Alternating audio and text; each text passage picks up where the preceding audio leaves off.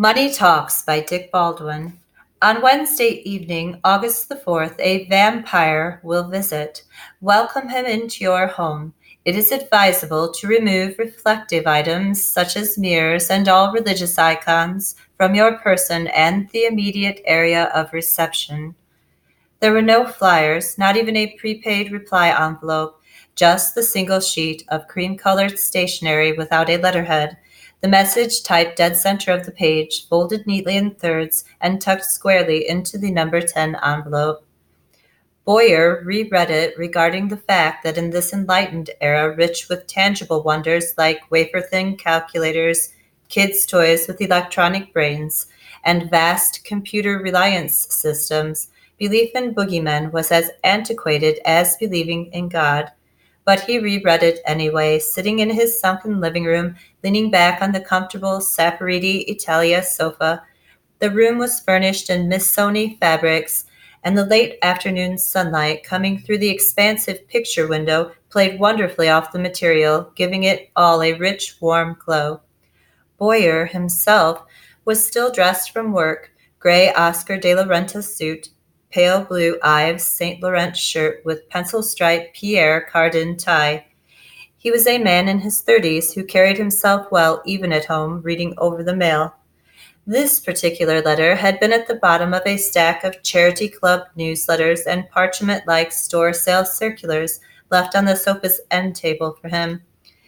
He had examined the locally postmarked envelope and found it to be poor bulk-bought quality, but what piqued Boyer's curiosity, causing him to open this letter first, was that the familiar addressograph label was in red. Usually the labels were printed in a standard black ink, spread so thin that impressions were little more than faint specks.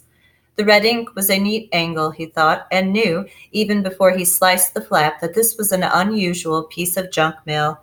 The stationery inside had an enjoyably coarse texture, definitely some of the better stuff. As he finished the second reading, he pictured how Wednesday evening might be. A well-scrubbed young man dressed in a barely afforded three-piece suit, sample case at his side like a trained puppy, pointing out an obscure bit of jargon linking the word salesman to the word vampire. A thumb-marked page from a volume of some encyclopedia or out-of-print reference tome would pop open in the salesman cum vampire's hand, and there would be the exact quotation to back his claim. Handy. The sales pitch would come next.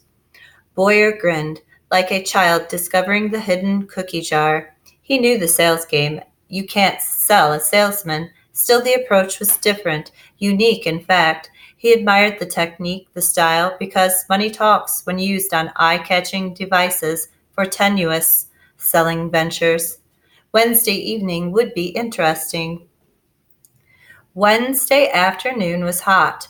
When Boyer came home from the office at 4, he noticed first his refreshing central air conditioning and then the blank space on the landing wall where up to that afternoon the gilt-edged mirror had been firmly hooked. Both contingencies were quite agreeable to him. Still, standing inside the front door, he accepted his wife's melodious hello and cursory kiss. She was 34, had glossy good looks, a designer's figure, and there was a fluidity of movement when she walked that was nothing short of elegant. They dined as usual at 7. At 8, they freshened the living room to receive a visitor. By 9 o'clock, they doubted a salesman would call and settled for the evening in the stillness of the house. Mrs. Boyer sat reading a bestseller, her long legs curled up on the sofa under her, and Boyer pored over the final draft of a contract perched in his easy-chair.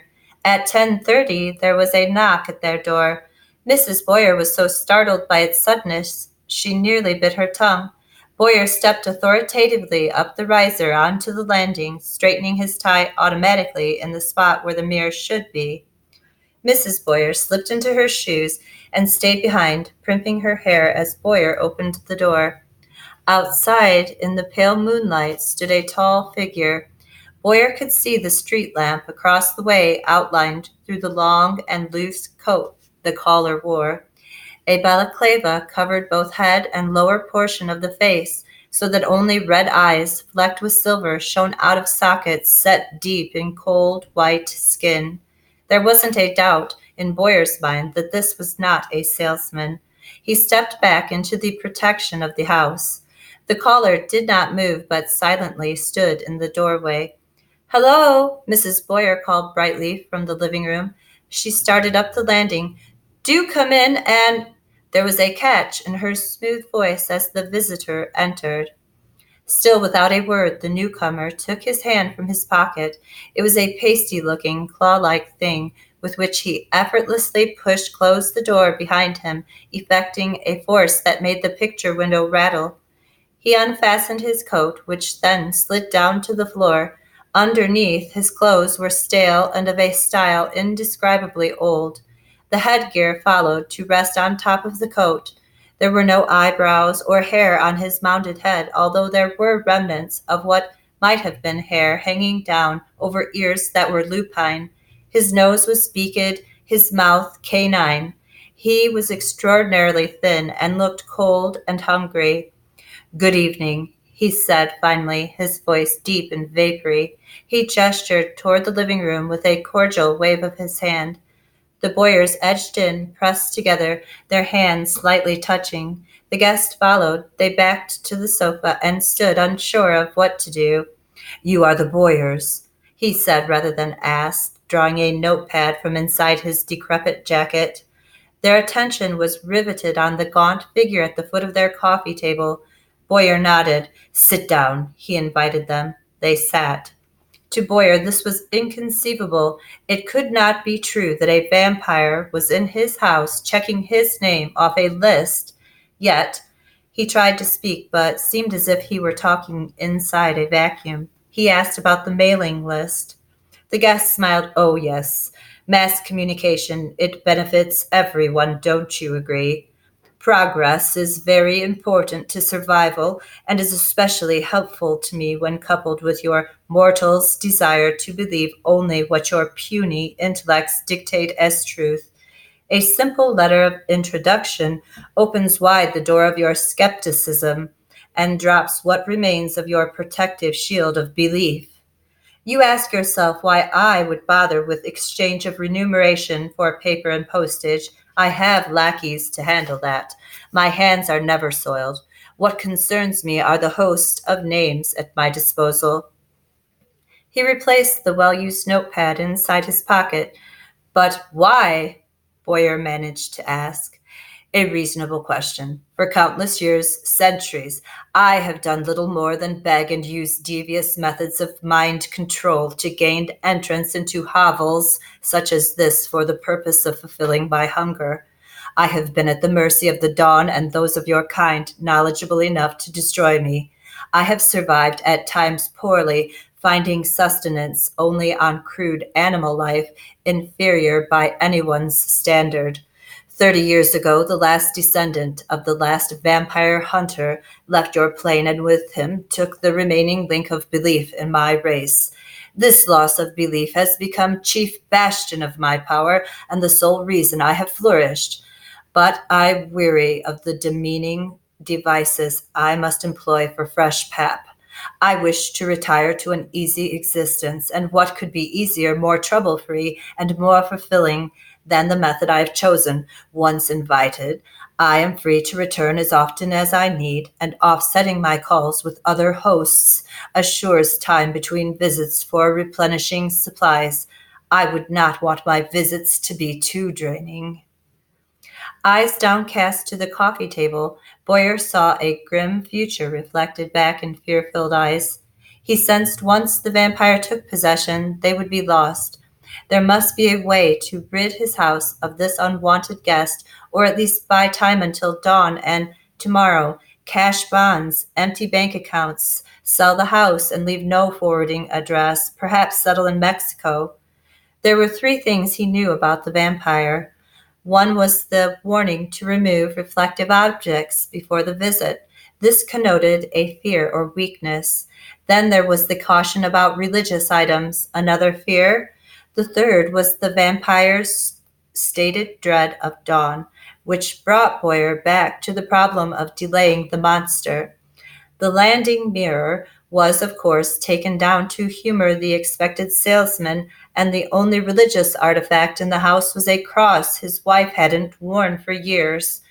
It was probably lost now in a drawer upstairs, useless as the oak leaf mirror in the hall closet. It suddenly occurred to him that he might be looking the solution in the eye, the highly polished coffee table. He stood quickly, fighting a strange lethargy. The vampire eyed him with suspicion, using strength from some untapped source.